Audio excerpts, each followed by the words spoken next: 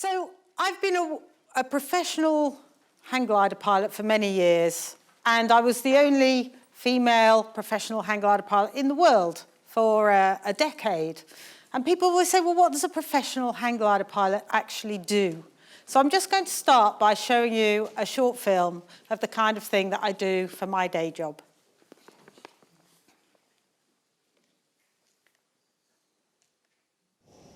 Gas to all stations, 1 minute to take off. You stay prone like this, we'll wheel you in. Yes, okay, pair. Come on, pair, let's go.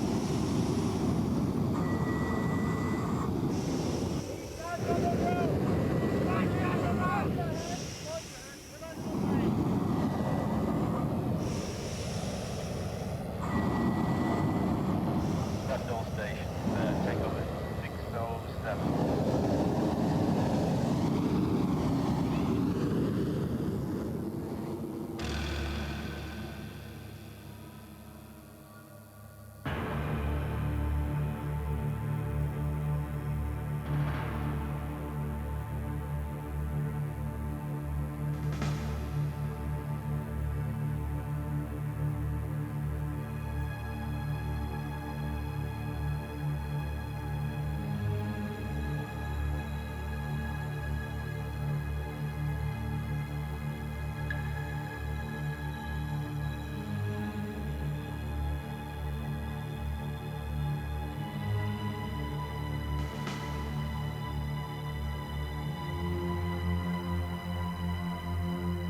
A swift ascent is essential.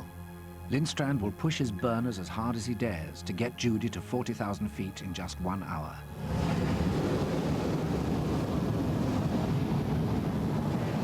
The hotel to Judy, what is your height now?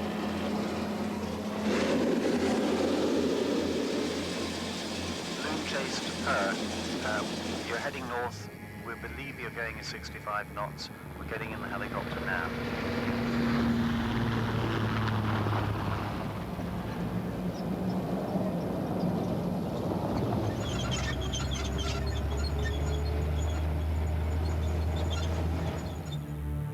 At 33,000 feet, they enter the tropopause.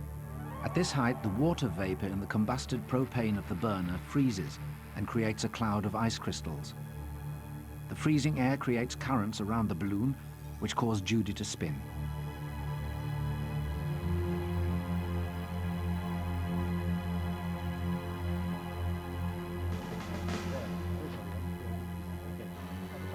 The rescue helicopter lands. Somewhere above them, Judy and Per are just 10 minutes from maximum altitude.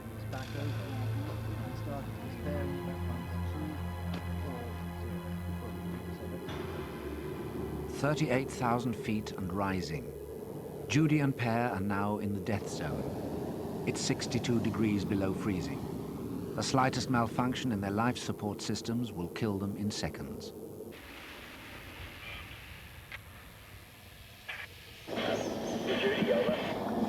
I'm not receiving very well.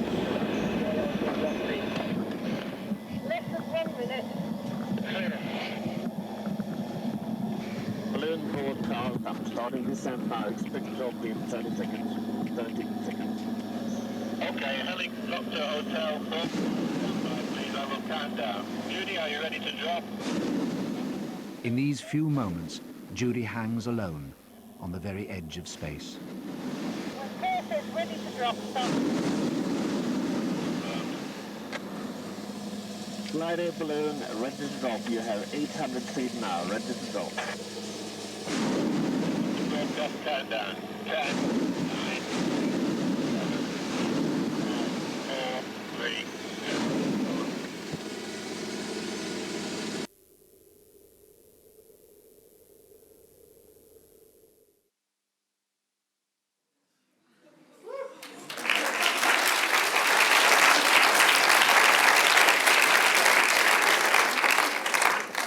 I love that bit of film. Still, I have my heart in my mouth every time, and I know what happened because I was there.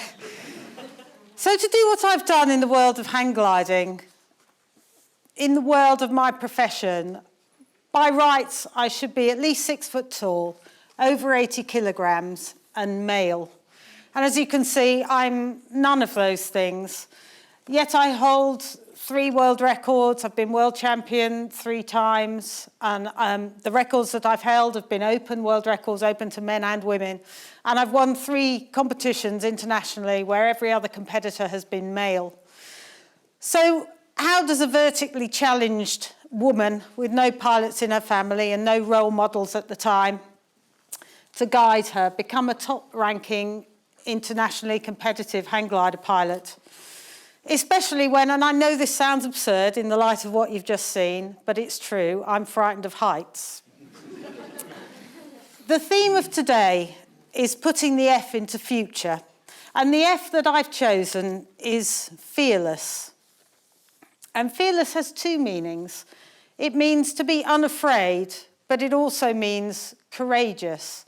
And I'm not talking about unafraid, because believe me, when you're hanging 12 kilometres above the earth with nothing but a bit of tubing and sailcloth that's keeping you from falling to your doom, you are terrified. To be unafraid in the face of genuine danger is reckless.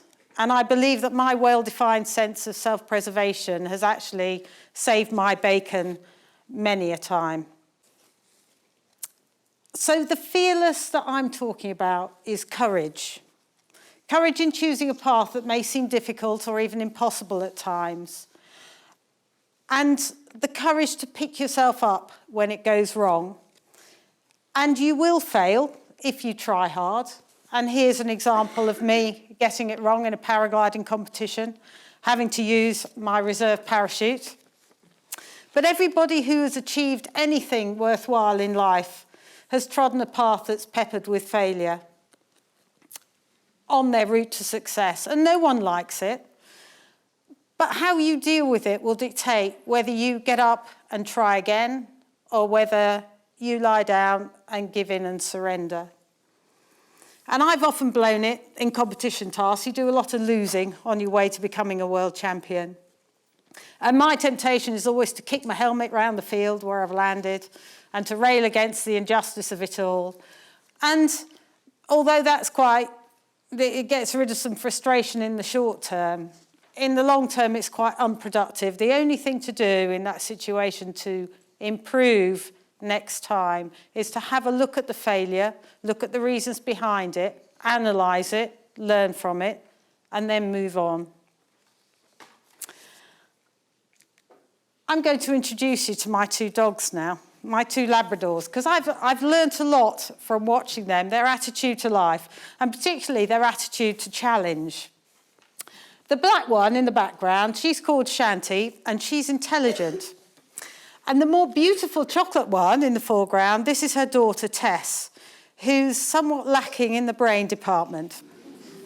So I was walking them recently next to a wide stream with very steep bank sides, and I threw a stick to the far side. Now, they're Labrador retrievers. Fetching sticks is what they do. They both dived into the stream, swam across, and they were confronted with this really steep bank. And the both of them tried to jump up to be the first to get the stick, so they jumped up the bank. Both of them slid back down into the water.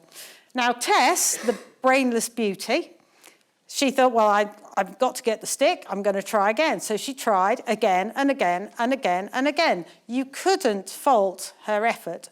Every time she jumped up, slid back down, tried again and again.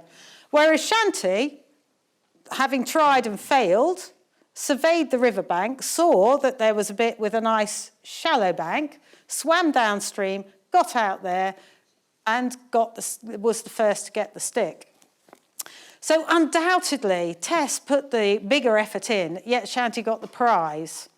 She was smart, and I try and emulate, not particularly, not every aspect of my dog's life, but I try and emulate that particular aspect of the black dog's technique, in that if I fail the first time, rather than just going at it with more energy, and I've tried that technique, and like Tess, I found myself, it doesn't work. So I try and analyse what I've just done, and if that doesn't work, how can I do it differently so I get to my metaphorical stick, so I get to where I want to go. And it's not necessarily the same track as you've chosen. It will be a different tack that gets you to where you want to go. When I started preparing to break that world altitude record in hang gliding, to fly higher than anyone had ever flown a hang glider before, I made an appointment with an RAF altitude specialist doctor to find out what problems I might be facing and how I could overcome them. And he sat there at the desk and listened to me talking, and then he said, well, you're going to die. And he then listed the 3 ways in which he thought I was going to meet my doom, one of which was going to ensure that I met my demise. And they were the severe temperature, which was -62. And incidentally, that went down to -87 when I was flying with the wind chill factor. And I can't begin to tell you how cold that is. And the other thing was oxygen starvation, hypoxia, or the bends, which is decompression sickness. And he then gave me a bill for his time. So I didn't want to lose this dream. I didn't want to give it up. I remained convinced that it was possible. So I had to change my plan. So I went to see the Swedish Air Force, and their attitude was completely different. Their response was, well, this was an interesting project. How can we help? And as you can see, the project was a great success, and we tested all their kit down to -87 degrees, which they were very pleased with. And I hold that record to this day. Well, nobody's been daft enough to try and break it. So a fear of failure will put you off trying. And it's the greatest baggage that many of us carry in our lives. The bizarre thing is we're not born with a fear of failure. Young children love, for example, doing art. And you never see them not trying because they think it might not be good enough. They'll always have a go, whether they have talent or not. And it's only as we get older that those of us with no artistic talent at all are embarrassed to try because people will laugh at our efforts. They'll certainly laugh at mine. So during childhood, somewhere along the line, we lose our innate ability to be fearless.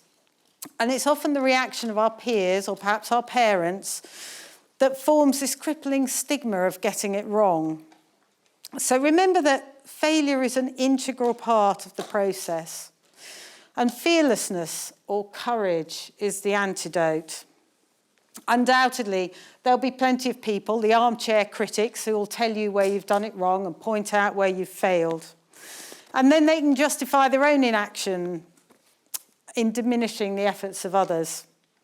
But I tell you, these are not the people who are going to achieve greatly. They're not the ones who will strive to the best of their ability. So I challenge you to be fearless in your approach. Your life journey could be taking you anywhere. In the short term, for those of you as students, it might be doing the very best you can in your exams. But whether you're aiming for a career in politics or going somewhere in sport or developing a charity or a business, wherever you go, approach your challenge with passion and with courage. You will go far. Thank you.